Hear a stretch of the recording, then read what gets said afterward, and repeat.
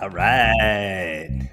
What's up, y'all? Dr. Paul with Liberty Hill Comics, Comic Book Conservators in the house, episode 34. Can you believe it, guys?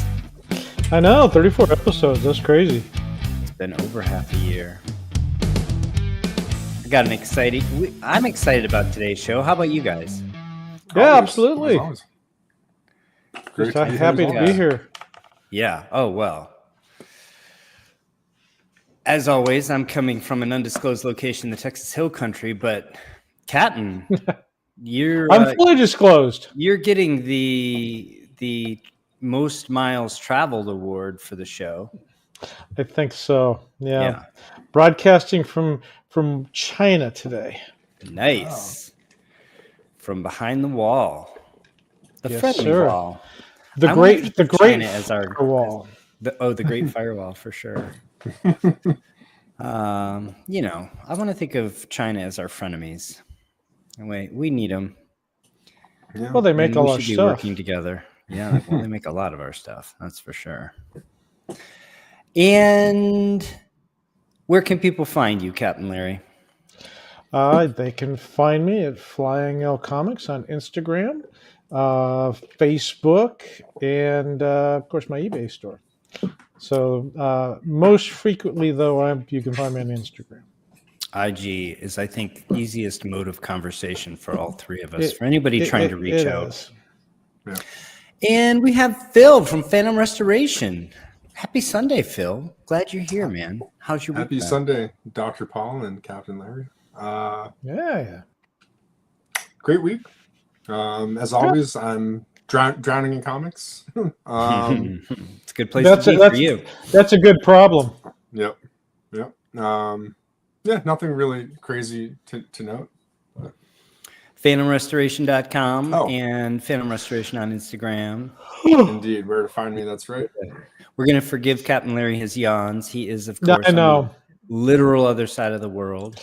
Yeah, it is 9:40 in the morning here. However, I got about 4 hours sleep. I left Los Angeles last night. It was almost 15-hour flight to get here. Wow. So Jeez. I was able to crash. I had a couple of nights this week where I had fewer than 4 hours of sleep. I had a busy work week, and I was did. I was in Philly, I was in Louisville, and then I was back in Philly, and finally back home, and actual at here at Kazakhstan almost midnight on Friday. So it was a longish week for me. Yeah, I sent you a pic. Yeah, I saw you in your medevac. Yeah, I got to fly 2 medevac flights. It was as long as it's like somebody says, as long as you're not horizontal, it's okay. Right. Yeah. As long as I'm working and not a passenger, for sure. Well, I was a passenger, but I was working as well. Great. Well, let's talk about comic books because we got some really exciting stuff. We've already got a room full of folks here, and a lot of names we're familiar with, and somebody whose name I'm familiar with, but I don't remember seeing him live here before. So let's say hi to Hugo Danner. That's my buddy Mike. Hello. Peter Alachi, professor. Check out Experiments in Conservation if you're not already. Fabulous YouTube channel. Shelby's here. What's up, Shelby, my man? Hey, Shelby. Hugs from afar. I will get back to you as soon as I can. I just needed a couple days to recover after my travel this week. The illustrious Don Carter's here. Rick Nestor, as usual. Welcome from Canada. And my buddy David Schaefer's here. David Schaefer, for those of you that don't know, has an incredible collection that he's worked so hard to curate. And he has the absolute best collection of all-star comics in the CGC census. Won an award for it. Good for him. Yeah. Quite a collector. Welcome, David. Glad to see you here. And Jason Adrift is here, my man. And Aaron Conyers. Welcome. Nice. Glad to see you all here. So we have a show in 2 main parts, and the first part is the book that made our thumbnail, and I'm going to go a little bit deeper than I normally do on these books just because I'm so fascinated by this, and it's really one of my favorites in the Golden Age. So you guys ready for that? Go for it. All right, let's jump in. So we were treated to a just phenomenal auction. And in fact, as a matter of fact, Christine Farrell has books being auctioned off today and tomorrow, and it's going to be going on for a while, guys. Yeah, Because I you actually can't got it right collect- up to the side here. yeah. Oh, I can hear it a little bit. You can't collect every comic book DC ever published and then just auction them off in one afternoon, right? So this one did go in that first batch, but there's a few tomorrow that I'll be looking to bid on. This book, Sensation One, from January 1942, is, to me, a very underrated book. It's a very important book. If you're a JSA fan, as I am, it's an especially important book. It's a great early DC multi first appearance. It's not just a twofer, it's a threefer. It's an anthology, as most of the books were this time. I think in cover date January 42, did Superman had his book? Did Batman have his own book yet? Yeah. Yeah. So they were probably the only two headliners at this time.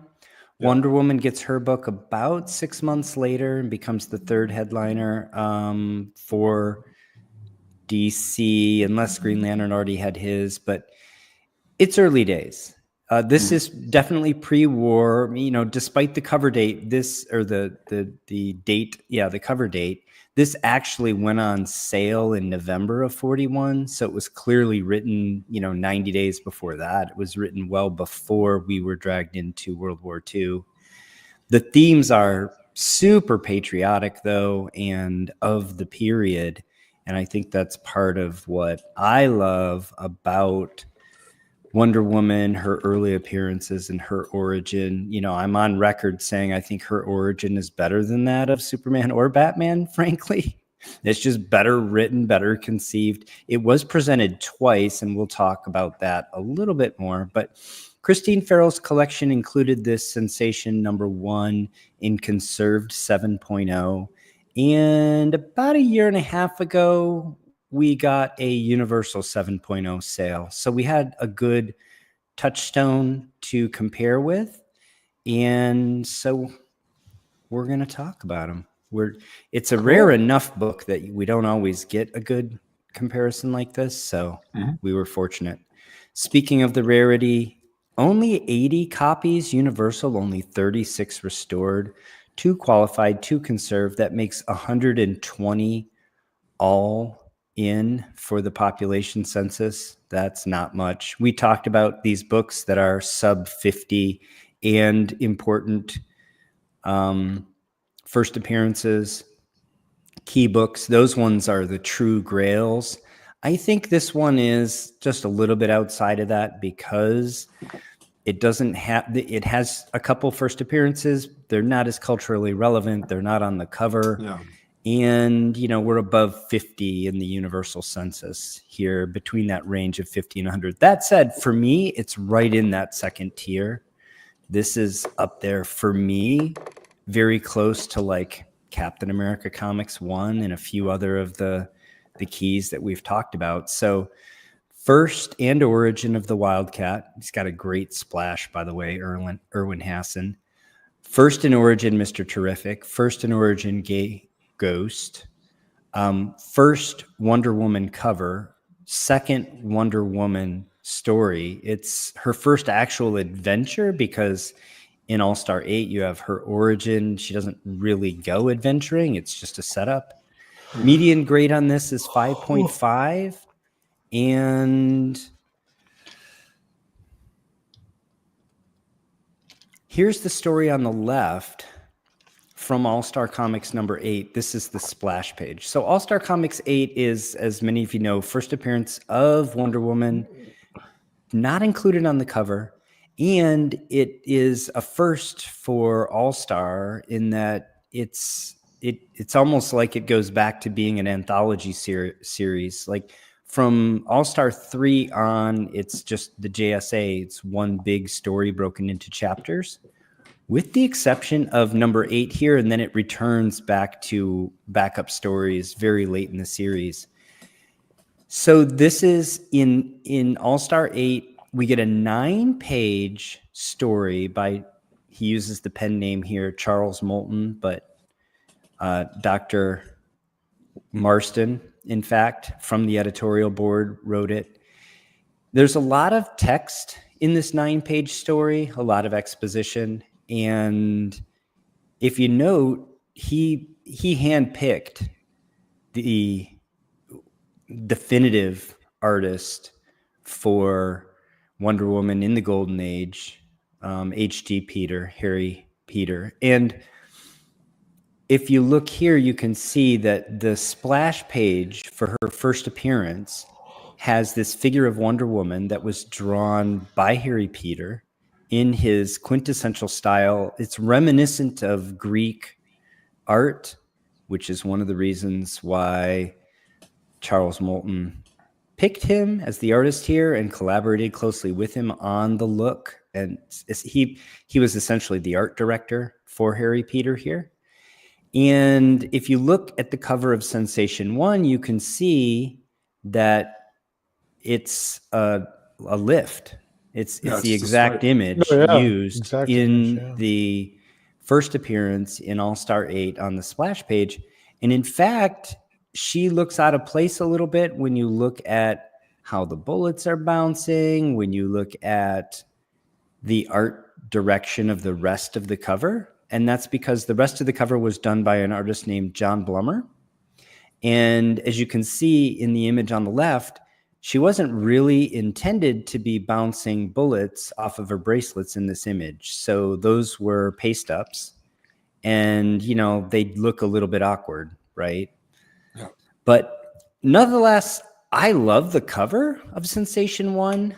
As I said, that we're starting the patriotic theme pre-war here, and you can see the Capitol building and the flag flying. You very prominent red, white, and blue patriotic imagery. And again, I like the layout of the hoods. One revolver, one pistol, and one Tommy gun. If you look at their 3 weapons, I think it's pretty interesting. Here are 3 of the big splash pages in the anthology. Another interesting thing in Sensation 1, on the left here is the splash page from Sensation 1. Here you see all of the art handled by H.G. Peter. And notice right on the splash, we have the invisible plane. So she had her invisible plane within 30 days of her first appearance. There's a little bit of overlap in terms of the time that these 2 books actually were on the newsstand. There's an ad in Sensation 1 for All Star 8 that says on newsstands now. So these 2 books were out at the same time. Her origin, which again was the 9-page origin in All Star 8, did not have the invisible plane in it. She did have her bracelets from the very first conception. Her bulletproof bracelets here. But the plane's first appearance is here. So in addition to the first appearance of Mr. Terrific, and I show you the splash in the middle here, and Wildcat, which is a splash on the right. And I feel like Erwin Hassan has never been better than this story, and this splash is one of his best in the Golden Age, in my personal opinion. And that's saying something because he did some great art, but I just think the stylized Wildcat here is incredible. So it's also the first appearance of her invisible plane. One last little note on that. She does not yet have her golden lasso here in Sensation 1. She gets it in Sensation 6. Yep. And then a few months later, she gets her own title. And in Wonder Woman 1, they retell the origin story. It's the same 2 creators. It's Moulton and Peter. But they expand upon it and they retcon her lasso and her invisible plane into it. So in Wonder Woman 1, you have a retelling of her origin story. It goes from 9 pages, which is what it was in All-Star 8, to a total of 13 pages. And her golden lasso and her invisible plane are retconned into it. So those are the 3 really big books for Wonder Woman in the Golden Age. Sensation 1, All-Star 8, of course, Sensation 1, and then Wonder Woman 1. And then, of course, you have the building out of her Rogues Gallery, which Moulton and Peter collaborate on over the next, 20 issues or so. You get Cheetah and Giganta, and a lot of it is there from the very beginning. Moulton, unfortunately, passes away in 1947, and essentially all of her stories up to that point are either written by him or written under his close direction and edited by him. So his true vision for Wonder Woman really only runs through the end of 41 into 47. And honestly, I think after that, she sort of loses her way. I don't think any other writers or editors really knew what to do with her. At any rate, this is a hell of a comic book. It's just got all of the stuff we want, and it's rare, and it's got a beautiful cover. And as I said, a 7.0 sold last year. It's a really nice copy. I mean, as a 7, it looks essentially flawless from arm's length here. This particular one was graded in January of 2023 and sold just a few months later on Heritage. You see the notes here. Wonder Woman begins second appearance. I could go on more about this book. It has, in addition to the first appearance of the gay ghost, it also has Little Boy Blue. If anybody wants to say, oh, he needed the money, they can say that right here. Reader's notes say scuff, right center of front cover breaks color, scuff top of spine, tear right center of front cover, light foxing to cover, light multiple crease bottom, left bottom of back cover, small piece out right top of front cover. You can see that tiny corner. Just really looks like a corner blunted, but a tiny piece missing in the upper right corner. It occurs to me actually that at least the tear could be conserved. Probably the foxing could be conserved too. But nevertheless, this one is universal and sold for $90,000 less than 60 days after it was slabbed. Again, this was on Heritage. And a 7.0 for this book is obviously no joke. I mean, this book is a tier down, obviously, from some of the really big books we talk about, but the high grades of this, run into the hundreds of thousands of dollars for fair market value. So that's our benchmark. Here's our book that just was auctioned off. It presents, I think, equally well, really to me about the same, which is what it should if they're both graded as 7.0s, right? Yeah, you'd think so. No. This particular one was graded again in anticipation of the big Heritage auction, graded in August of this year. Page quality down a little bit. This one's light tan to off-white. Not sure that held it back because it does present really well, but yeah, I think it presents well. We'll see when we talk about what the hammer price was. Yep. Conservation includes tear seals to cover and interior. Cover was cleaned. It's from the Christine Farrell collection, so not a pedigree, but from a collection. It does have that provenance. Crease, left top of front cover. Spine split, left top of spine. Cover cleaned, creasing to cover. Spine stress lines to cover. Tear seals, left top interior, and left top cover conserved. One of the things I was thinking about as I was putting this together is just when this was conserved. And who might have done the work. Yeah, I always wonder that. It really didn't look like after her passing that her collection was curated, restored, and conserved before it was sent to auction. it looked to me like most of the restoration and the conservation had been done prior. And one would think this would have been one of the books she would have acquired. It wouldn't have been one of the last books she acquired, certainly. So this work may have been done quite a long time ago. And it's interesting that it got evaluated as conserved, because if this was done 10 or 20 years ago, as I suspect most of the restored books in her collection were restored in that time frame, it's interesting that the materials and methods used were able to garner a conserved slab today. And I think it's great. It makes sense. Yeah. Yeah. I mean, it's less not, is more. Yeah. Yeah, it absolutely. Yeah. So it presents super well, I think.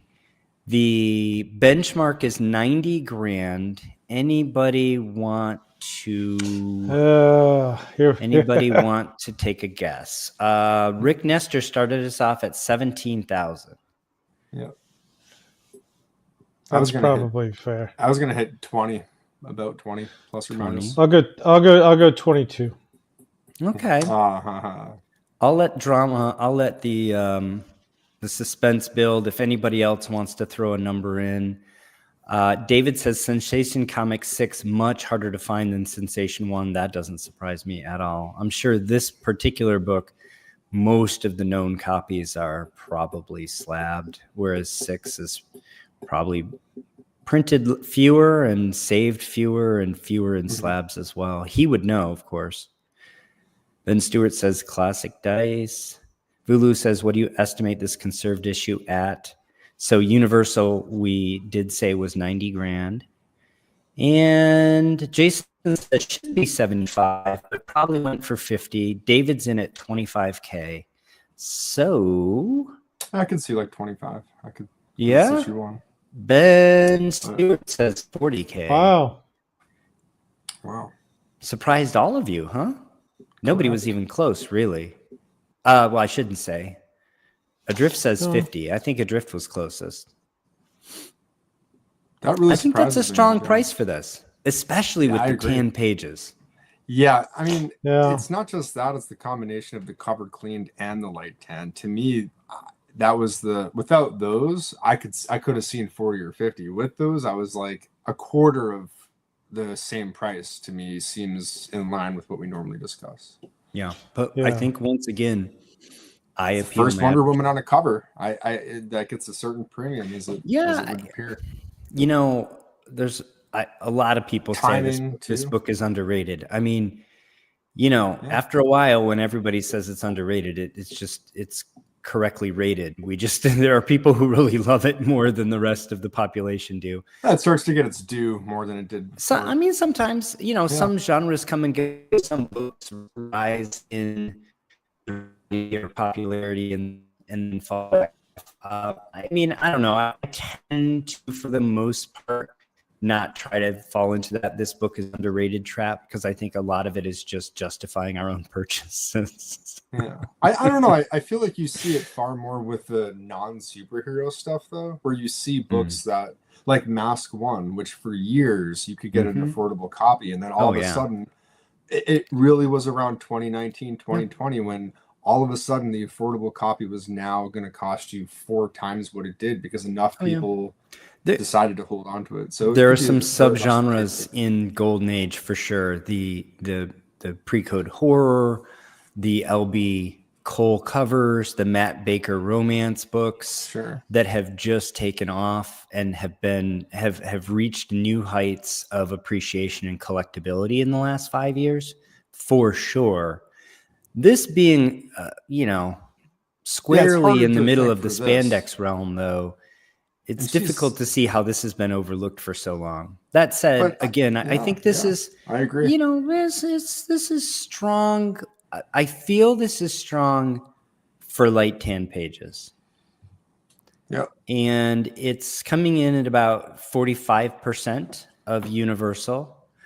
There is a year and a half between these two purchases. So, you know, has the market moved during that time? I think in Golden Age, it's been pretty stable, if not actually up, frankly. Yeah. So I think if you were to bring the 7.0 Universal to market today, That could be it. it probably is 90. I mean, I wouldn't be shocked with $100,000 for that book. That said, we're getting This is still a top further, I price. guess I should say, further from the Wonder Woman franchise in terms of their last successful movie. So is it cooling off because of that? Hard to say. But I think, regardless, we're talking approximately half value here, a little bit less. And yeah, I think that was a strong purchase. So I've got a would you rather. Does anybody want to play? Sure. Alrighty. I'll play. By the way, congratulations, Ben Stewart. You hit it. Yeah. The 5.5 that I'm showing here sold on Comic Connect not too long ago. I think it also presents pretty well. This looks like a pretty It's an older classic 5.5 to me. That in was terms graded a of- what? Well, that's an older grade too, Yeah. by the label. In Maybe terms of repressed. how it presents, in terms of the flaws that it has. By the way, I think this one has clean and pressable flaws, and even keeping it in Universal. Sure. Let's look at that.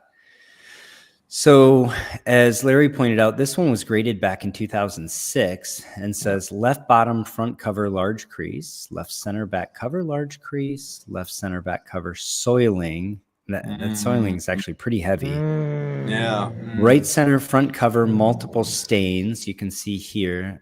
Presumably, those could be at least lightened. Yeah.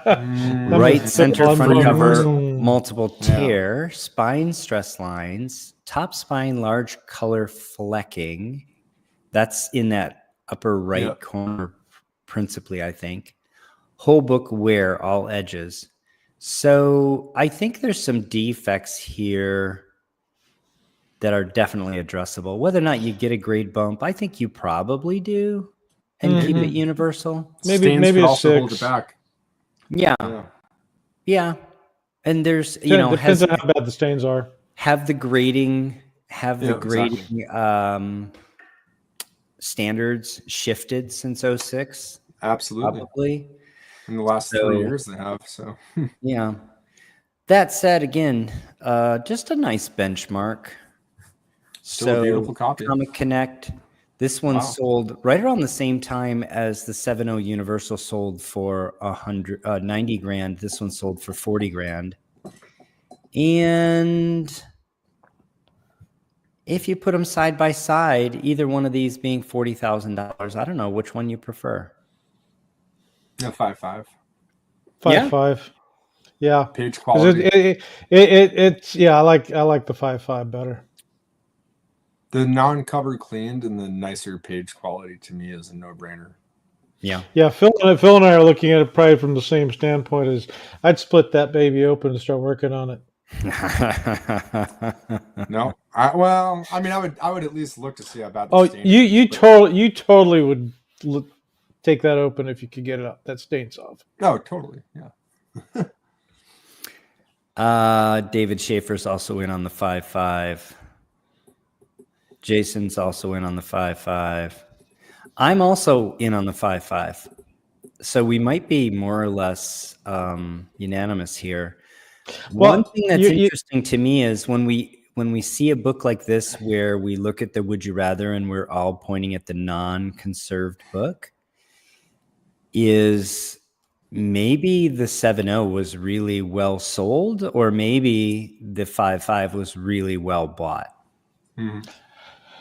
I think the 7.0 was well sold because we all came in way under what it sold for. So I think it was well sold. The 5.5, I don't think we can bump it a whole lot. 6. Yeah, maybe you've a got some 6.5. tears and you've got the flecking on the cover that are gonna the mean that it's tough to flicking get you beyond. can't fix. I think colors you look should better, improve the though. eye appeal, though. I would say, just as someone that cracks up books routinely, and I've encountered more, what's the word I'm looking for? More books that I've cracked in the last couple of years where you look and you're like, in fact, there's not the potential on the table. In fact, it might actually be the opposite, where you look and it's tough to tell. I'm just speaking hypothetically, of course. This could be an incredibly weak 5.5 because the notes said large crease in the back cover. You could look and be like, oh man, look at this crease that goes along like the whole large corner. It's 5 inches. It doesn't break color, but you'll never press it out because some creases are like that. And you could look and be like, this is capped at 5.5, and with the stains, if you were to resub it now, it could hit a 5. That is a scary proposition. I mean, that's why there's a risk reward proposition and every time you crack and clean press and resubmit, right? So anyway, again, I appreciate everybody indulging me on this. It's one of my favorites, a book that I personally think is just an amazing book. Something I would like to own someday. And something you will own someday. We'll see. We'll see. Let's see. A couple comments. Rick says Golden Age DC books selling really well here in Vancouver. The Golden Age market has been strong. There was a slight pause while all the other eras of books collapsed immediately post pandemic, and it's been steadily climbing ever since. Go Collect launched actually, I believe it's 3 or 4 indices for comic book prices. There's certainly a Golden Age one, there's a Silver Age and a Bronze Age, and then there's a blue chip. I'll call it the blue chip one. I think they call it the Big Boy or Big Britches or something. Something like that. The big books. And they're tracking just like the S&P 500 or the Dow Jones. Brilliant, by the way. I actually spent some time developing a model for this about 1.5 years ago and then just didn't follow through on it. They're doing everything right. Swaggle House does one as well that's phenomenal, though. The Go Collect one is updated, I think, in essentially real time, and you have more access to look at the data. And so I've been looking a lot at it. Short story is Golden Age is just fine. If you were able to pick up something relatively inexpensive in the immediate aftermath of the pandemic, that's a Golden Age book, you did very well. Well, the way I look at it is when you have an unstable market, the Golden Age is always going to be stable. It's like investing in gold. It may not go up and down wildly, but it's a solid investment. Yeah, it's a good place to park your money in an unstable market. David mentioned exactly this, and that's like a good bar, because if you look at all of the Silver Age keys at that same price point in 2019, and you look at the trajectory of those, while that one might not have grown a lot in value, some of the other ones came up and came down. There are some books that went for 10,000 that are now going for 4,000.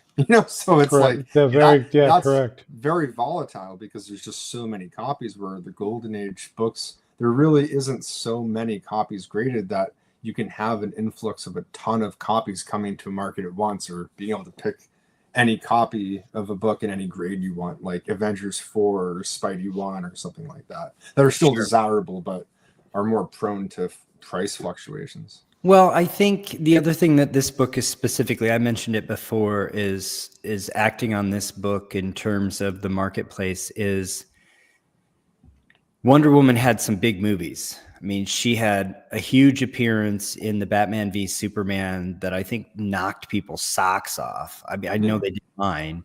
And then she had her own movie, which was a big hit. And then she had a sequel. I forget the order of them. I think the sequel did well, and then the next sequel was the one with Catwoman that did poorly. Yeah. The bottom line is, I think we had a big run-up in these early Wonder Woman books, and so it would make sense that the pricing on them would be stagnant in the absence of some good media for a few years. So I don't think, this is true, what David states here, I don't think it's true of the Golden Age in general. I think that's a little bit to do with the movie phenomenon around Wonder Woman and Gal Gadot specifically. And I mean, she was a phenomenon for half a decade there. Yeah. And I think it's just cooled some since then. Very good. Well, what'd y'all think of that? That was good. Yeah. It's interesting. So check this out. I want to Yeah, point what you got back there?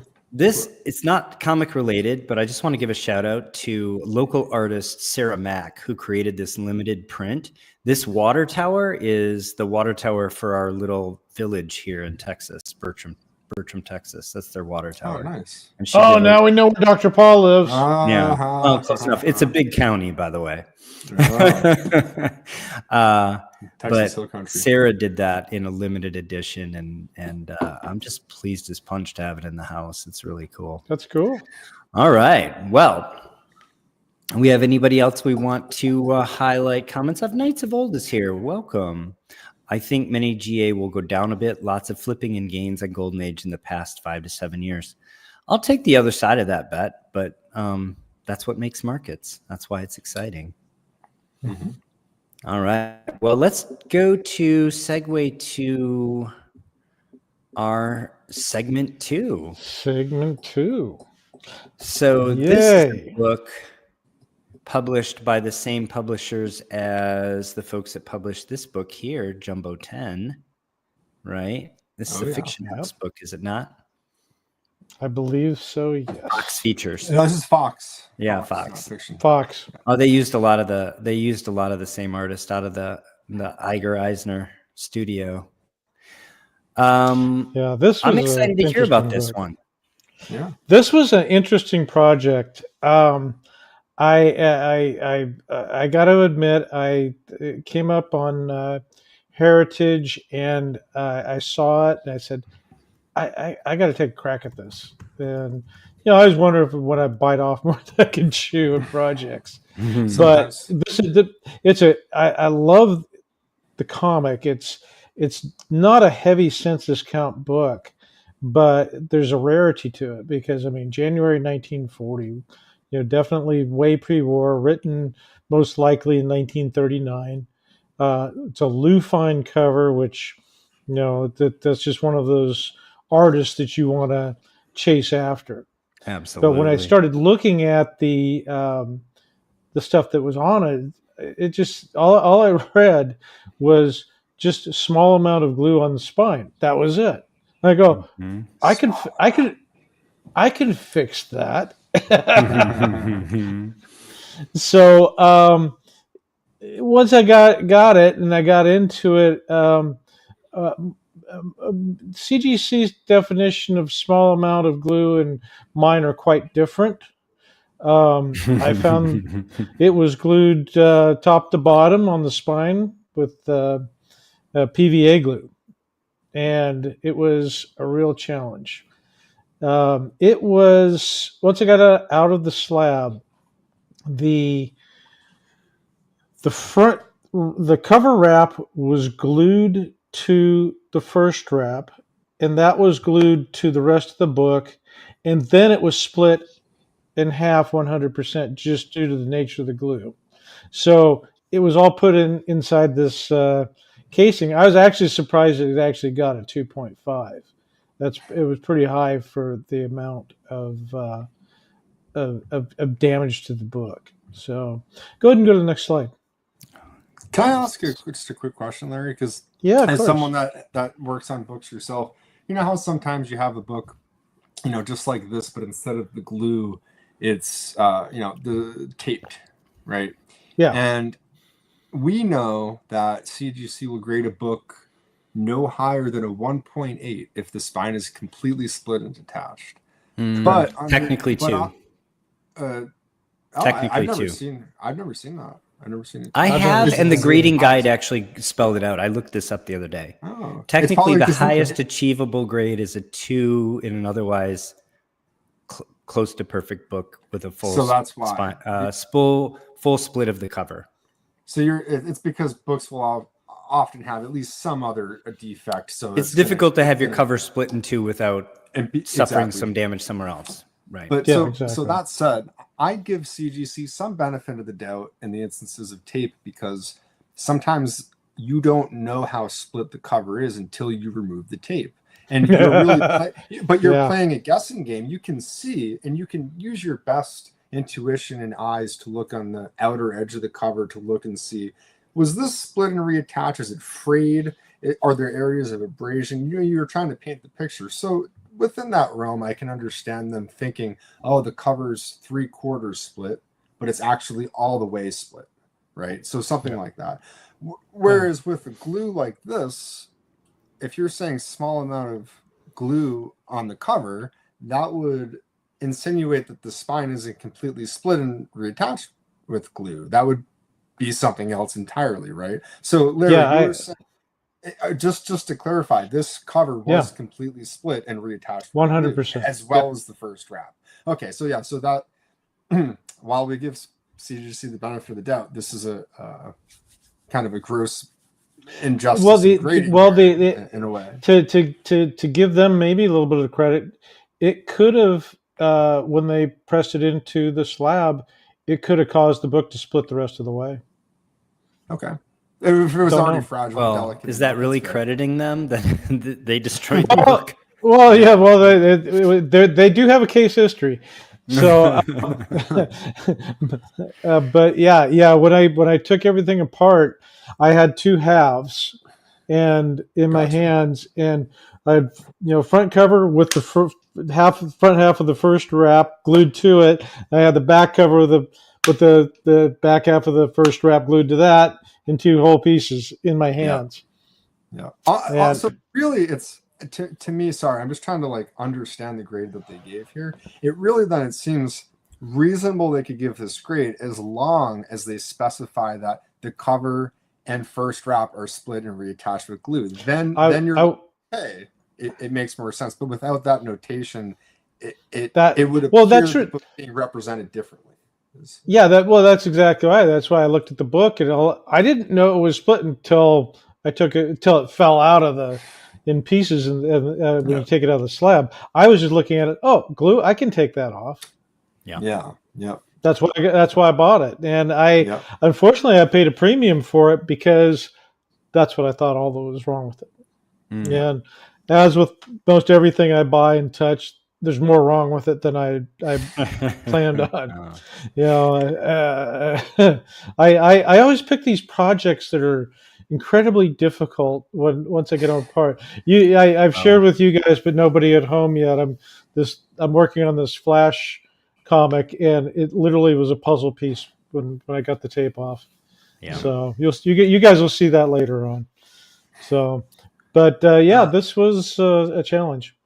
Well, it's definitely a case, though, too. If you have no conservation experience, then it really becomes a can of worms. But at least based on your skill set, you can look and say, all right, this sucks that this is like this, but there is a remedy that I can do to fix everything. So it's all it's relative only because you were likely to do conservation anyway. So it's not like, right. I wasn't trying to return it to a blue label. It was going to be conserved. And I look at projects that I think fit into my wheelhouse.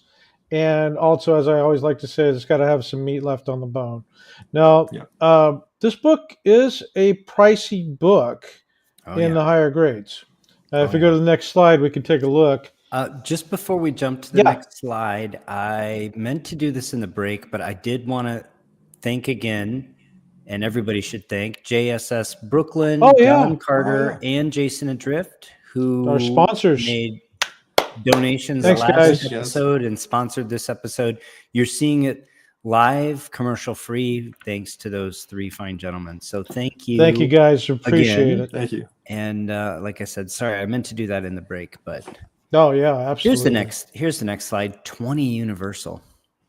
That's it. And the last sale really was it's showing here is 2017. It was 2022. That 2.5 that you see down there, which is what we're talking about for comparison, that was 2022. Universal was sold for 2050. So there's 10 in restored condition, one of which was this one, and with the buyer premium, it was $1,092, and that is what I paid for it. So thinking that it's So just your simple glue hammer on the is around spine. 800 on this, and you're Yeah, thinking, I buy it for yeah. 800 if I can get it conserved, and you're hoping for a grade bump, right? You're hoping you'd be like conserved 3 or 3.5 or something. I'm thinking 3.5. Because again, when Maybe I I'm walked getting into ahead it, of you. Sorry, I'm just thinking. no, it's I'm good. trying All to right. project myself into your thoughts during the. Well, you're thinking right, because when I looked at it, I'm thinking, yeah, this is 2.5. All it's got a little bit of glue on the spine. I can take that off, and No, we'll be good to go. And I can maybe get like a 3.5, 4 out of this when it's all said and done. Just by looking at it here, I don't see anything that would preclude you getting a 4 or even maybe a 4 or 5, depending in terms of like there's no pieces missing, there's no major rips that I see. Exactly. So. Yeah, that's a big Larry, why you were hard on yourself saying you seem to pick books that end up being more problematic than you intend. One thing that is uncontestable is you always pick nice copies that the damage is regulated to like spine splits or tears that can be sealed, something. It's never like you look at it and you're like, it's nice, but there's that big chunk of the front cover gone. So that can only be remedied so much. You're already starting with something where you're like, you kind of can turn it into something better. Yeah, exactly. Well, the only thing I really run away from is when I see cover trimmed. Yeah, that is. Can that be remedied? Yes, technically, but technically speaking, yes. Do I want to do it? No, it's too much work. There's Also, do we even know how CG? I mean, we're saying technically, but we don't have any actual evidence, right? No, we don't. Would know. CGC still say trimmed and then leaf casted? I mean, technically, it was trimmed. That was part of what happened. Would that still be in the grader's notes? Would it still be anathema?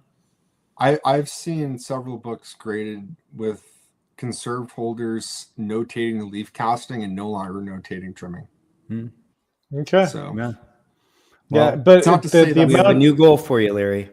The amount of extra work, because you would have to leaf cast all the wraps so they all match. Oh yeah. And I don't have the patience for that, honestly. I mean, Jerry the Jitterbug's shown us multiple books where he's leaf cast every single wrap.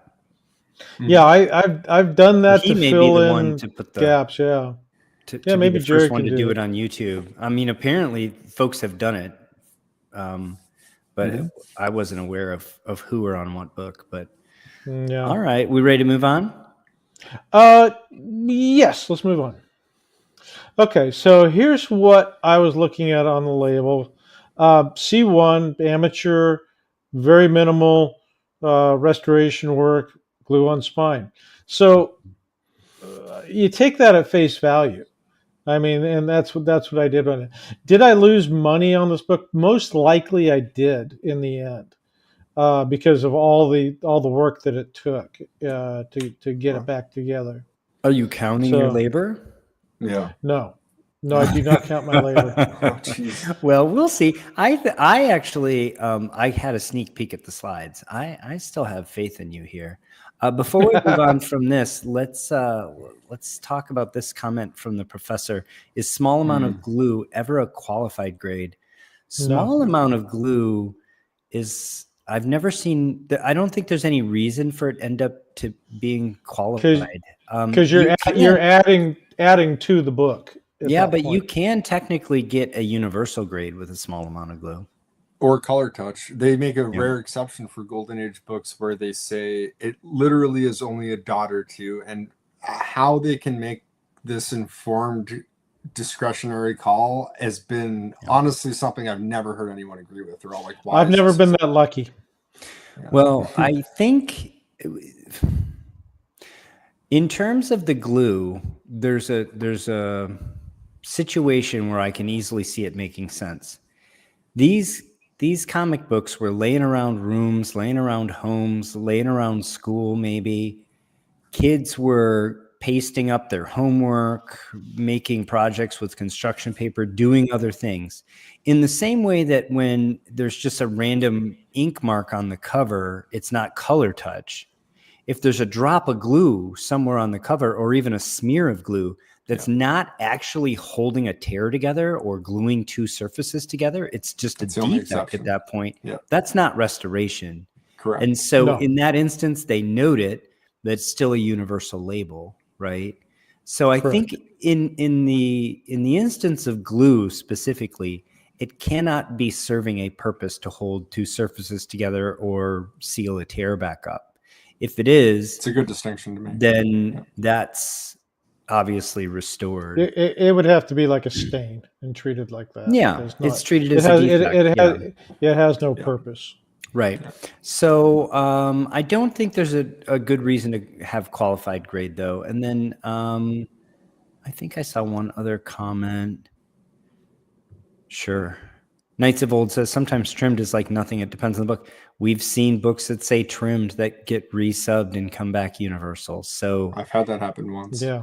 there is a bit of a guessing game because there's not exact dimensions available for these books because they were mass produced inexpensively, and there is variability in the size. So absolutely, Well, that's true. Then sometimes when you look at these books when they've been trimmed, it's just like cutting a tree. You see fresh white meat on the edge in the paper, Right. not some ragged edge, and that's Sure. how we tell trimming. Yeah. Yeah, There are so- telltale signs where you could submit it 10 times and I'm pretty sure you would get trimmed 10 times.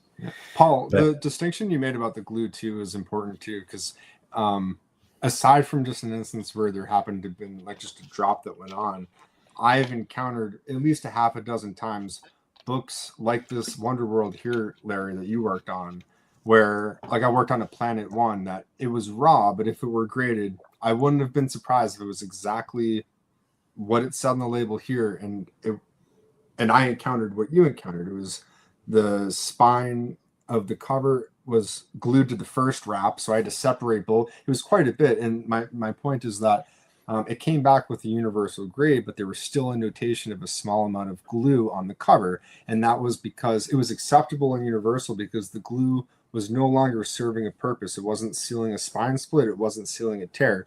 My option was to remove the glue to try to remove that notation, but I already knew that it would be universal, and by removing that glue I would actually be causing color loss, and it would actually be detrimental to do that. It was actually the best thing to do, was just to leave it alone and Just say, leave it. accept the notation on the label, because the alternative is to remove this. You're going to cause unnecessary damage to the book, and it's best left alone. And most Yeah, collectors are looking at the designation restored, universal, conserved, and they're weighting that greater than the greater notes. Yeah. That's just the reality of the marketplace. It takes a discerning purchaser to really put a lot of weight on the greater notes. Most people are just, and we do it too. We're like restored 2.5, and we all kind of accept that, even though we say buy the book, not the grade, and we know there are differences in, you know, if there were multiple restored 2.5s, one of them is going to be better. And if you put them both in auction 10 times, one of them is probably going to hammer for more almost every time because it just presents better and it's a better book. And if you do dig into the notes, you'll see a difference. That said, the whole point of having a number system is, you know, to have a rule of thumb and to be able to sort of put it in a bin. And so, you know, I think we all talk about it that way. We view it that way. All right. Are we ready to move on? Yeah, let's move on. pictures. I want to see what this bad boy Cream looks like on the inside. pages. Cream to off white. All right, so here's what I was working with. So I dry scraped the glue off. As I said before, was not a small amount of glue. It went from the top of the book all the way to the base of the spine. It was PVA glue and Elmer's glue for people who don't know, polyvinyl acetate. It resulted in a lot of material in the cover wrap and this first wrap to be lost, unfortunately. And that's just the nature of the beast. But this is this first picture on the left. But This is what it looked like after I took it out of the slab. Larry, to your point there, that's the nature of the beast. That is why restored books sell at a discount. Yeah. Because there's no way to peacefully remove that glue. It's a destructive process. And that is the exact reason why there's a discount put on these purple labels, right? So nevertheless, great color and The colors were wonderful. Beautiful book. Wow. Even in this tattered state, what a treasure. Yeah, it was. I was really happy with the way the colors held together. I did deacidify everything. There's the colors held. There was no ink loss. It was just. It was really a pleasure to work on this particular book. You guys, there's no could answer chemicals this. you can use. Okay. You guys There could are answer this actually. easily. There I have are, on my yeah. channel. Yeah, I have on my channel. I did a Effectiveness pretty is the deep real dive question. into what is the best solvent to use to remove dried PVA.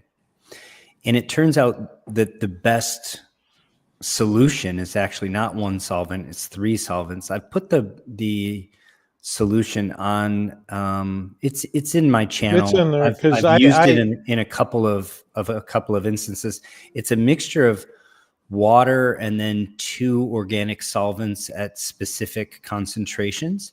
It does work, and I have used it. I used it on my America's Best Comics 12 that came back conserved, and I completely dissolved the glue away.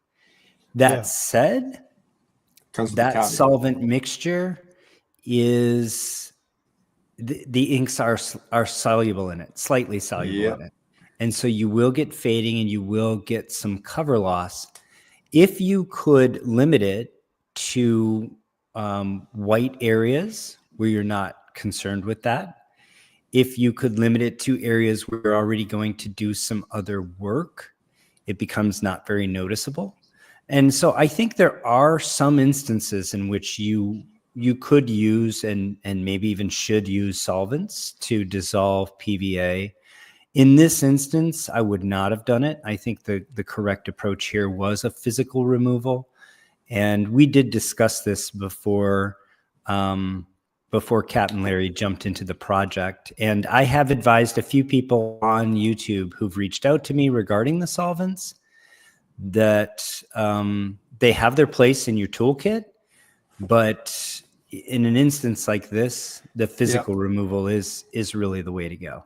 Well, I was fully prepared prior to starting this project, thinking I was going to have to use that mixture, and it just turned out it was just a better choice to do the physical removal. Yeah. Here's the actual recipe. Yep, that's it. And this is in the conservation. I pulled it from the conservation literature. It's recognized as essentially the best that we know of. That there's almost an infinite number of ways to put together organic and inorganic solvents, but this is a particularly good one. You can take a hardened glob of white glue, even one that's 80 years old, and you can drop it in here. It will dissolve away. It's pretty cool. Thanks, Shelby. Appreciate you. Yeah, that is pretty cool. Thanks, Shelby. Thank you, Shelby. All right. Do you want to show us your next slide? Yep, next slide. So once everything was cleaned and flattened and deacidified, then the process of leaf casting started off. And I had to fill if you look at the picture on the left, that is the actual true gap that needed to be filled.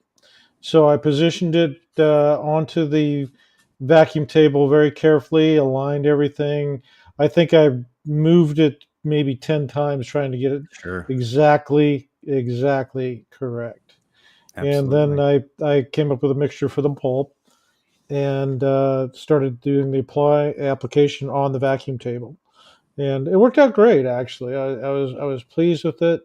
The end result of just the book coming back together completely was really phenomenal once we see the next slides. Yeah. So do you want to share with us your pulp recipe here? Well, in this particular case, each book is unique. In this case, I do believe I used some Abaca, but a very small amount, maybe 10%. Mm-hmm. I did I think when I did this, I did use maybe 40% of it was some brown old comic book shreddings Oh, okay. that I boiled down, and I can't remember the rest of the mixture. Was it To tell you toned the tan, truth. the acid-free toned tan? No, I didn't use that. Oh, okay. I used something else from my pile. It's just like, yeah, this looks about right.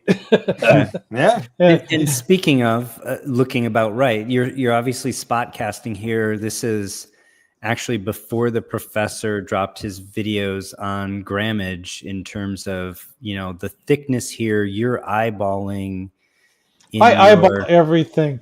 The yeah. professor, you are awesome at measuring this stuff out. Thank you for doing that. I don't have the patience to do it. So I eyeball everything, and that looks about right. Yeah. And obviously no formation aid at this point. This is actually work you The- did a This little while this back is now. this is pre use of the formation aid. I use formation aid now, but this is before formation aid. Yeah. Knights of Old, let's circle back to that question. I don't want to break the momentum on leaf casting here because this is an absolutely Incredible. phenomenal result. Yeah. Great color match. Yeah, it came out. It came out pretty good. I was happy with it.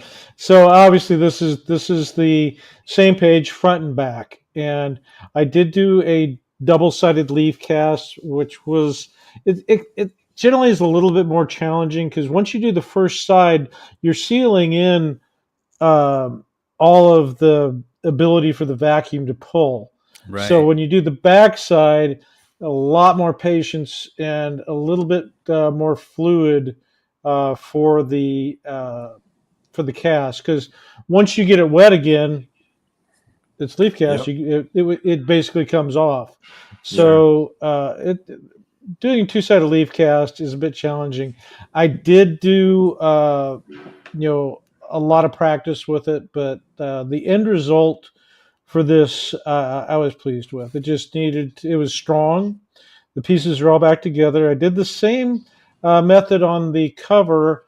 I used more Abaca in the cover because I wanted the strength. Mhm. And the covers are, of course, a little bit thicker. And also whiter. So the Abaca wider. tends to be a brighter fiber. I tried using the unbleached Abaca, and I didn't like the color. So I went with the bleached Abaca for the cover. Yeah. But do you remember which side you cast first? I feel like it's the one on the left, yes? You are correct. And we can see that here. Yeah. So this was obviously the first side you cast. Yep. So the second side, they're both phenomenal, but the second side, to my eyes, it's essentially invisible. Whereas I can see just a little bit of color. And again, it's the sort of color differentiation that's impossible to not have because the paper, the paper, well, the underlying paper has so much variability from top to bottom and left to right that you could match it in one spot. It's not going to be matched elsewhere, right? Yeah, I think the next slide, there's a close-up of it. Yeah, there is, yeah. Yeah, right there. So this is all new paper in between these two panels. And where are we looking at? Yeah, we're looking at the first side you cast. You're looking at the first wrap. Yeah. Yeah, but specifically the first side you cast as opposed to the second side. That is the first side I cast. Yes. Yeah. Unbelievable. Beautiful, beautiful result. Thank you. Hats off, Captain. Yeah, incredible job. Yeah. Thank you. This is exciting. So reassembly. So once we got the cover done, you can see the white on the spine. It's got a brand new spine. And of course I filled in the missing corners of the cover, so it was once again whole. The color really pops. It's still got a little bit of a sheen to it, so there's some cover shine, and I was really pleased. The colors really popped. Looks great. Oh yeah, yeah, it looks phenomenal. Really popped. Now, with you having to, so you recast the first wrap, you recast the cover. They had significant gaps that had to be filled in. Correct. The rest of the wraps, what was required? The rest of the wraps, I basically I did tear seals to it, and the center wrap, which is always the weakest wrap, it had blown out staple holes. I cast those, Oh, and nice. then I reinforced the cast with Japanese paper, just so when you lock down the staples, they didn't pull through. Because these books are 80+ years old, and I've done some great. Yeah, it's a thick book. I've done some work on these things. If you don't reinforce it and I put it all together, next thing you know, as soon as you fold it, it blows out that center wrap again. You're getting a conserved grade anyway. It Yeah. really is, it's a free shot on goal essentially. Like there's no reason to not do it. It's not changing anything about the integrity of the book. It's not changing anything about the grade you'll receive. It makes a lot of sense. Yeah, it does. And it there's no reason not to do it. And just for the extra strength. And then because you eyeballed, because you double cast, extra thickness here, it's probably you didn't measure it, so it'd be just your. I did not measure it. I basically go by go by feel. Yeah. And how did you feel? Could you feel that this was thicker in the center, or you thought it was a pretty good match for the? I bet if it was, I bet even if it was to the untrained, like if you were to close your eye and run it over the paper on both sides, you wouldn't have been able to, or like run it through your fingers. It probably, if it was a difference in size, it wasn't distinguishable by feel. You'd have to actually measure it, which means it's very, very close if it is not. And to measure what I did, somebody would have to take apart the book to actually measure it. Which means you did a great job. Yeah. Thank you. Shelby has a question. To do the double-sided casting, I assume you cast one side and flip immediately and cast the second. I don't think that's true. No, that is not true. So what I did was I cast the first side. I completely dry it because you want that hydrogen bonding in there to hold that first cast. Then once that's all done, the wrap is dry. Then you take it back to the table, turn on the vacuum, suck it all down flat, and re-wet it. And then start laying the second cast. Mm-hmm. Yeah. If I could that reminds me, like that question, which I've thought about too before I started doing any casting at all. Like your brain goes to, well, you must have to flip it. But to me, it's like the same thing where before you start disassembling and reassembling books, you think, or I've talked to so many people about this, they're reinserting every page through the staple page by page until you realize everything should be so flush. You should be able to push the staple through with no resistance, and it's good. But it's so easy for your brain to go to the other. Well, you do it this way, and this is fine. So it's after when you're doing these books, especially when you are filling in the staple holes, you have to make new staple holes, and putting the staples is very time consuming. It's done with a light table, bright lights, all sorts of things. It takes me a good part of an hour to make sure this book is put back together without doing damage to it. Mm-hmm. Yep. So, because I will put in, my videos, it's just, you just don't push the staple in, and the staple legs are not at 90 degrees. They're about 80 degrees. I put them in at a 90-degree angle to the book, perpendicular, rotate the staple in, because you just don't want to tear up those pages. You want just to insert it through a pinhole and not tear anything up, which is what I do here. Jason wants to know, how much of a seal do you use holes on the centerfold? Okay, that's fair. So if I'm going to seal the staple holes up for blown out staples, I'll use a 5-gram Japanese paper, and I will probably outline the staple hole by maybe 1/8 of an inch on all sides. So just make a little sliver and lay it over the top. And I'll use methyl cellulose on the interior wraps and wheat paste on the structure of the cover wrap. Sure.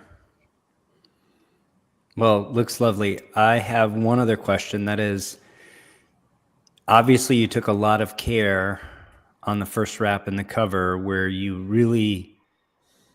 had to measure your second wrap and then guesstimate how big the gap was going to be for your cast. Mhm. And the end result looks phenomenal. But when you trim that, did you have to trim a tiny bit of the original paper to get the edges correct, or did you hit it perfectly, or how did that work out? What are you talking, the cover wrap or the first wrap? The first wrap and the cover, really, I think, because it applies to both. Well, right? I used the second wrap as a blueprint for the size Right. Mm-hmm. when I laid it out on the vacuum table. So and it did hit perfectly. Maybe I got lucky, but it worked out just right. There was no trimming whatsoever. There's one follow-up. Go ahead. So you presumably you deacidified all of the rest of the interior pages. Correct. And then did you do any like blue light treatment for anything? Yeah. Or was it just I did do. wash? I did. Nice. No, I did do a blue light treatment on it. You don't build a blue light cabinet and then not do blue light treatment, Phil. Mm-hmm. Well, no, I guess that kind of answers my own question on when you choose to do that or not. And really, it sounds like if you're going to wash stuff anyway, you might as well go through the process of. I think that's your position, right, Larry? Yeah. I haven't heard of any of these projects. If you're taking it apart and deacidifying it, you're going to do that, right? Makes sense. That's exactly what I do, because my process, first thing I do is deacidify a wrap. So that's done. So that in and of itself is going to take some of the tan out, and then that wrap is then dried, and then it goes into the blue light chamber completely dry. Some people have asked if it's wet or humid, or no, it's completely dry when it goes into blue light. It does 2 tours of duty of 3 hours each, and that's it. And then it's ready for. Then I do the repairs to it. So Japanese paper or leaf casting or whatever I'm going to do, and then it gets basically at that point where you start getting ready for the reassembly. And you want to do it in that order too, because if your repairs are matched in color at all, obviously you want them to match the new color, not the old color, right? Exactly. Yeah. Jason has one more question about. I think I just erased it. There we go. One more question about the staple holes. Using so you only have to recreate them in the first wrap and the cover. Jason, I'll let you say what you were going to do. I was just going to say that like everyone that works on books hits a point where you've done all the work on a cover, the interior, all the paper is beautiful, it's reinforced, and then you fuck up. You accidentally put the hole just a little left to where you were supposed to. So then when you're reassembling it, you're like, wait, something's wrong here. And then it's like putting together a door on an old car that was all handmade. And you're like, it won't close. What's going on? But in this case, you have that terrible feeling of, oh my God, I put a hole in the wrong spot, which means you have to then backtrack to seal the hole that you put in the wrong spot and then make the new hole in the right spot. And it's enough to be like, why am I doing this? It's a serious all the work you just did got undone. Yeah.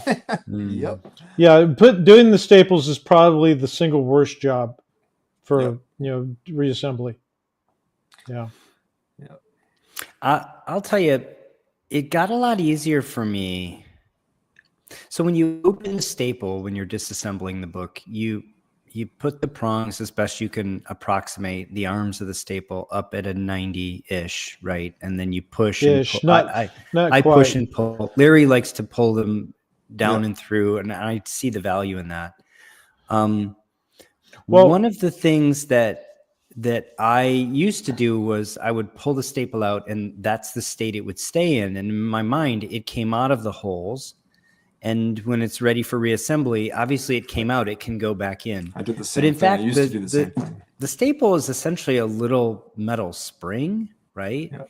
And if the staple is like this and you pull it out, and if you try to force it back in like this, these holes are not where they need to be. But they also should not be exactly 90, as the captain just said earlier. And this is what I do now, and it has made my staple. It's improved my staple reinsertion by like 80 or 90% in terms of a cut down in time.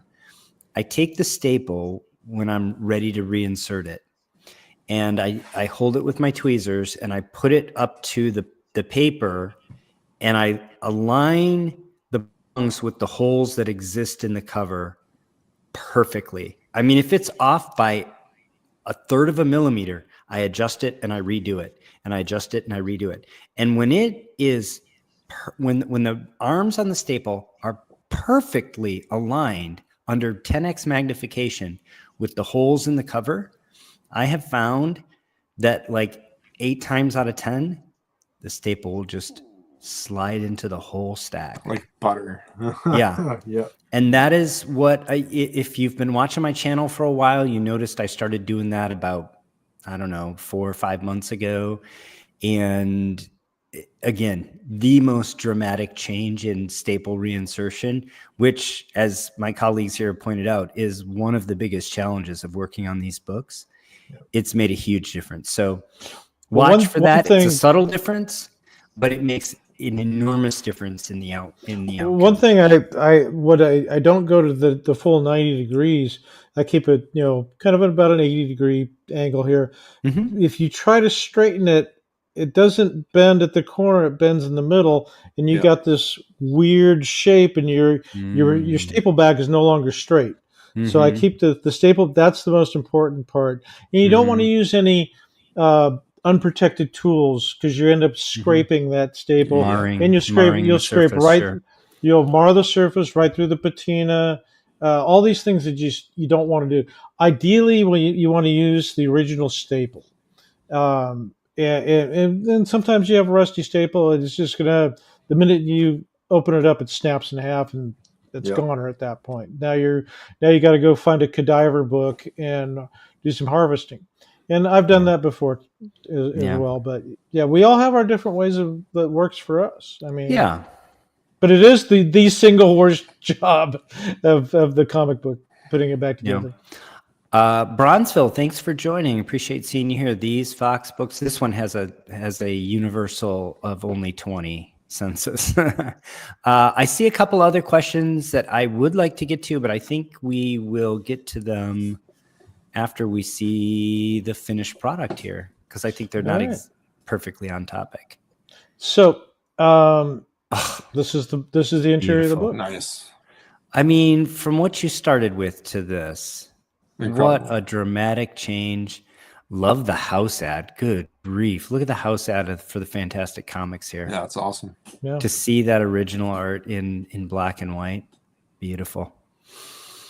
So you must be pleased with this result, Captain. I am. I would be absolutely over the moon if I had done this work. I think it's just incredible. It was a lot of work. It was more work than I had planned on. Let's put it that way. And again, it's off to be graded. When it comes back, I'll let you know, of course. Mm-hmm. But what are you anticipating? That was part of the next slide. Okay. Should we jump to it, or should we do more kudos here? If you guys want to stare at this for a couple more minutes, that's fine. I mean, we could leave the beauty of this up and address a few of these questions. Well, the thing is that the hard part about this book, I mean, this book is 84 years old. Yeah. And you look at the colors of the inks, the blacks in the cover, the interior of the cover, the colors, the blues, the reds, the oranges. I mean, they all just pop. Yeah. And that's something to be said about the quality of the book. Basically is pre-war. Like I said, this book was written in 1939. Yeah.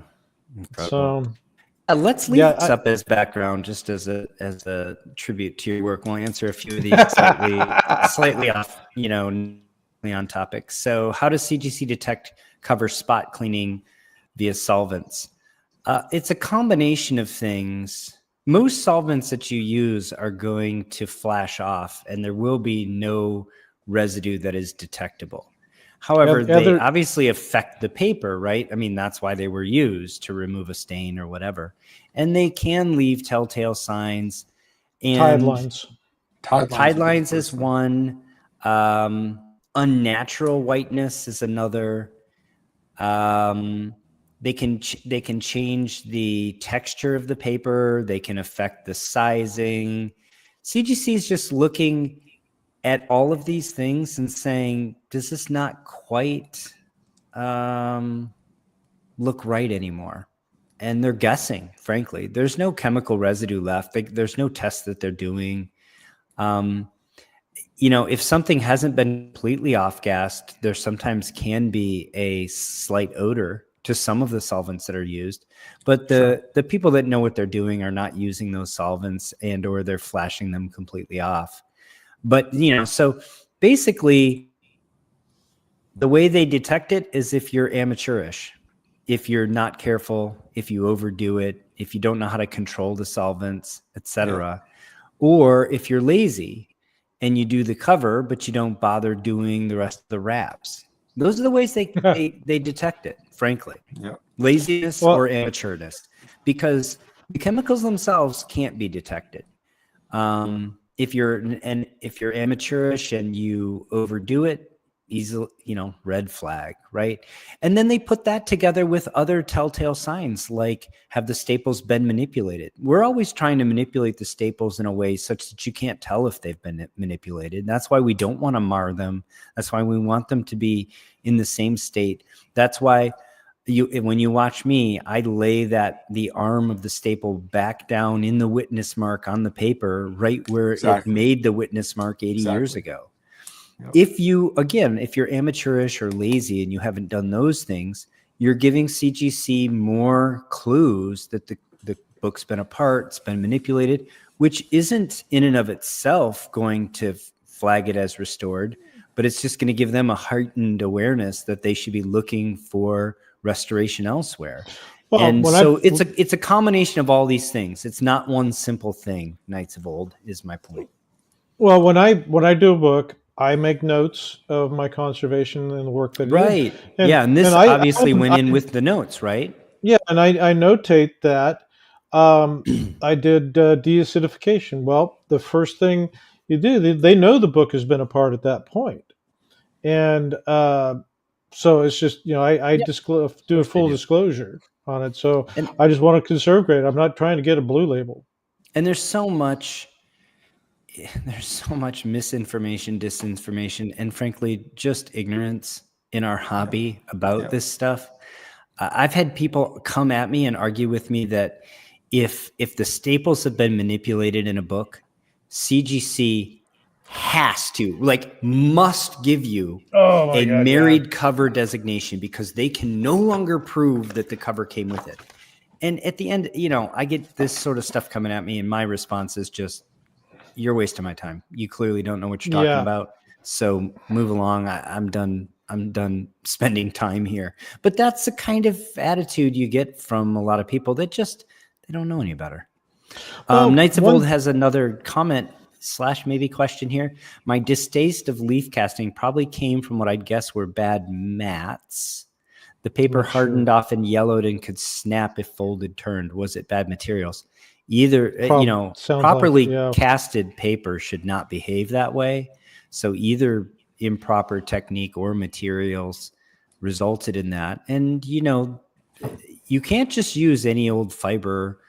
It is a fairly forgiving technique, but you can't just use any fiber and get a good result. So my guess would be probably materials, but, also best practice here is probably to use some kind of sizing. Best practice here is, I don't do this kind of work without a formation aid that the professor has popularized, so that, he and I got from, I think, the same place, which is, it's used in the traditional Japanese papermaking tradition, and it's explained quite well for leaf casting by Don Farnsworth, who worked with Keiko Keys, establishing some of the first leaf casting publications in the conservation literature. So, and who I personally think is the greatest technical leaf caster on the planet in terms of the work that I've seen done by conservators. He's done stuff just to prove he could do it that I think is really difficult to wrap your brain around. So anyway, there's a number of reasons why a leaf cast would not bond well. And when it's done well, it's practically indistinguishable from the native paper. So Larry, it's very strong. I have some paper that I cast that you can snap like a dollar bill and it won't break. I mean, it's very, very strong. Larry, did you add any sizing agent to your pulp for either the interior or the cover on this Wonderworld? No. So that, and I'm asking that just as a curiosity, more no. kind of to the point that for the people doing this, you know, there's especially on Paul, and that's not to say that me and Larry don't think this way, but Paul is the doctor, so he's always coming at this from a quantitative scientific approach and looking for the best possible way. There really are multiple ways that you can do it, and because of that, because of how many variables there are, there's kind of so many things up in the air that it could be an assortment of different things here. But as Larry showed here, and I would assume, you know, you can make the pulp for the interior or the cover and not even add a sizing agent, and I'm sure looking through it, handling the book, it'll be absolutely sufficient and almost maybe indistinguishable by another one that you did add the sizing agent to. So it's on some technical level easy to do. You can feel it though, Phil. This way. Yeah. You can feel it. Yeah. You can't tell in pictures maybe, but you can feel the difference. And again, that's part of what CGC is doing. They're feeling the paper. They're saying, is the texture correct? Does it feel correct? Right? We're talking about colors of the paper and everything like that. I wish I had a book that in front of me I could show you how they grade it. They take and hold it up, and they'll fold one half of the book. They'll roll it in and compare it to the other side of this. And if there's any color change, any difference, they know that there's something. I mean, they're the best for a reason. They're looking at all this stuff. They're not amateurs. They know how people try to sneak things through. Yeah. And the other thing is detecting it. The young kids that are there just learning their grading, they're working with modern books. Yeah, of course. They don't have the newbies grading Golden Age books. The guys that are grading the Golden Age books are experts. They've been doing it for years. Yep. They know what to look for. So the professor has a comment here on yellowing, and yellowing could have something to do with very high alkaline conditions. I'm not sure what you mean by that, Professor. I thought this would be an opportunity to talk just briefly about why paper yellows, why our pulp paper yellows specifically. I get what you're saying. It could be the cover wasn't washed, or the sheet wasn't washed, and then the pulp itself was made with something that doesn't have a the standard base for what we would use for deacidifying. So like that, I mean, if you're doing it that way, if you're trying to, what I'm getting is if you're trying to cast a page that hasn't been washed, and then you're not using. You think he's referring to Knights of Old here? That's what I'm. Yeah. I was thinking he was referring to our project. So he's referring to the comment, the Knights of Old comment. Got it. Yeah, absolutely. Yeah. Well, very high alkaline or very high acid too, right? So there's three things that destroys the pulp paper used in comic books. There's a hydrolysis reaction that's catalyzed by acid, but can happen even without an acidic environment. There's oxidation, and then there's photodegradation. All three happen, and obviously to varying degrees. All three of them also result in chemicals that are basically sloughed off the paper, right? Through those reactions, you get chemicals that are just sitting in the matrix. When we deacidify and wash a page, we're washing those chemicals away. And some of them are chromophoric, meaning they have color, they're yellow, and we wash them away. And that's why the deacidification bath lightens the paper. It's not technically bleaching the paper. Well, it is in the colloquial sense of bleaching literally means to whiten. So in that sense, yes, it's whitening, but it's not bleaching it in a chemical sense, other than it's removing what are now contaminants. They are products of the reaction of the breakdown of the cellulose, hemicellulose, and the lignin, and we're washing those away. And we, Captain, you and I talked about this before, but I have been calling that tanning for want of having to go through this whole explanation. These are the byproducts of the breakdown of hydrolysis and oxidation and photodegradation. And I just was calling it tanning. And, but that's what it is. That's what we're washing away, and why the water's yellow or darker. And, I want to add one thing too. And just let me wrap up for I'll lose this. And also why it can smell a certain way. Some of the byproducts there are acetic acid, which has a strong smell, right? Yeah. And there are other byproducts of those three reactions that we're washing away. We're solubilizing, washing away, and that's why you smell them too. But please go ahead. They're not pleasant smells. Right. We're talking about deacidification. I deacidify my pulp. Right. Yeah, exactly.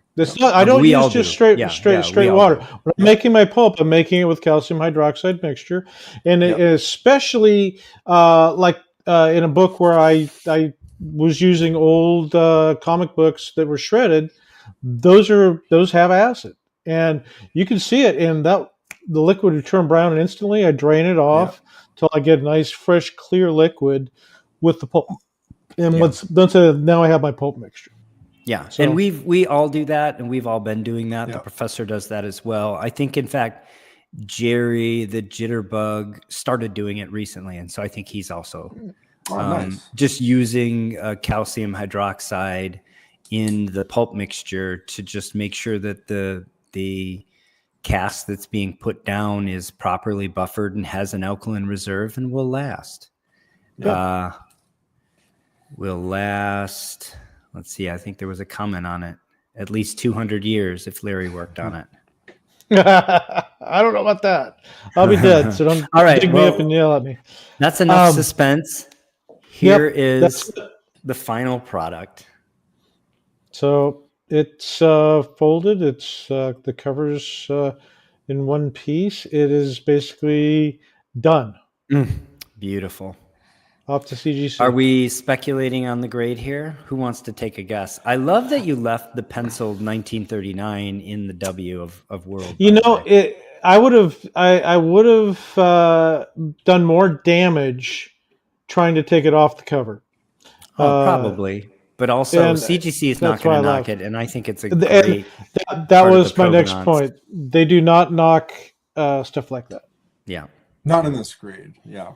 I'm not going to say anything on grades. I'm going to let you guys play with that one.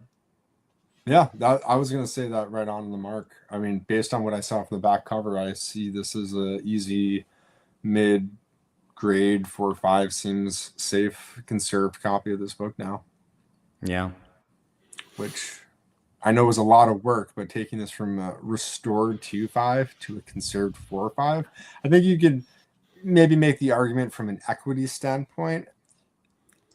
How much did you add? But objectively, just from a aesthetics standpoint and from a preservation standpoint, it's like no contest. You deacidified the book, you removed amateur restoration that was done to this who knows when, at a point where even just handling it the minimal amount for you to crack out the book, it was already coming apart. Glue was serving a purpose, but how good was that purpose? So clearly the work that you did here was above and a leg above how it was before. So hats off, Larry. Great job. Yeah. Thank you. I think the floor is a 4 as well. I think that's the floor. I'm at 4.5 on it. If I have to take a guess, I think and actually, I'm not even sure that 5 is out of the question. Yeah. There's no material missing. There's no tears here. The other than a few creases on the cover here, I don't think it's completely out of the question here. So I'm in that range. I think 4 is the floor, and I do think you created equity. I think one of the issues will be with only 20 universal. Of course, we don't expect this to be universal, but with only 20 universal and about 30 copies, slabbed in the census, Do you even intend to sell this? Is this something that, we're even going to find out what the fair market value is, because it's not going to go to market? Maybe I'll hang on to it for a little while. No, Yeah, I mean, I would. This would not leave my collection. Yeah, ultimately, I hang on to stuff, and then it's okay. Yeah, we may have to wait a few years to find out if may you have to created wait a equity. while. Okay, so for me, when I did this book, I appreciate all of you guys pointing upwards. I just set a conservative 3.5 for myself. Yeah, I think anything above it's that, fine. Yeah, it's fine. I'll be I happy do that with myself when I sub books, because I'd rather be pleasantly surprised. But in the back of my mind, or in my heart of hearts, I'm actually thinking, I think the floor is a 4, but I'm going to say 3.5. Because Okay. I don't know, and I'd rather have an upside surprise. So that's kind of how I look at it you too. are doing, Captain. But I can say as an outside here, with no dog in the fight, I think a 4 is the floor here. I mean, I've seen 5.5s that look worse than this. I truly have. Well, we'll come back and revisit it when it gets. Yeah, love to see it. Absolutely love to see it. Thanks for the presentation. What a great project and outcome. And yeah, I'm looking forward to seeing the result. I don't know what tier that went in. I don't. It went into the vintage. High value. Yeah, no, it went into high value. Yeah, more than 400, less than 1,000. Yeah, makes sense. So you should see it relatively soon. For those of you that know, vintage tier has been mired in molasses over there. I have books that went in the first week of August that are not even being graded yet. And the turnaround time went from 30 days to 40 days to 50 days. Oddly, I think I logged in and I saw it down to 30 again, thought I was going to see it soon. Then it went to 65, and now it's 81 over 80. Last I checked. Yeah, it's over 80 81 now. And of course, that's working days, of which there are only about 20 in a month. That's before holidays. Once you take the holidays out, it seems like it's fewer than 20 in a month. So yeah, we're looking at over a quarter of a year easily, and who knows? Luckily on this one, it could still go up. I regret now not throwing at least one high dollar book in the submission. Yeah, always do that. Just to get it fast tracked on the front end. I don't know if it would have changed anything really, but I think I'm just going to do that as standard practice from now on. Bronzeville, I think it's specifically these sales that they ran. It's interesting. Of course, we know they're owned by private equity now.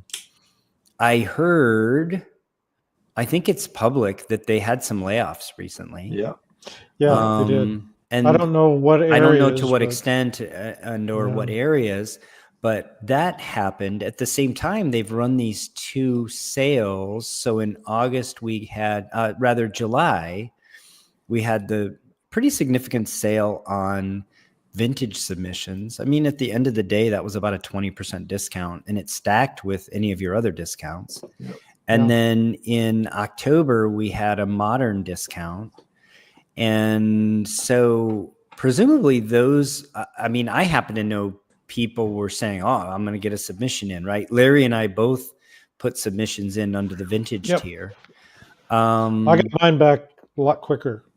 Yeah, you got yours in a little before I got mine in. Yeah. And you also had fewer books in yours. I don't know if that affects it or not. I put in 12 books.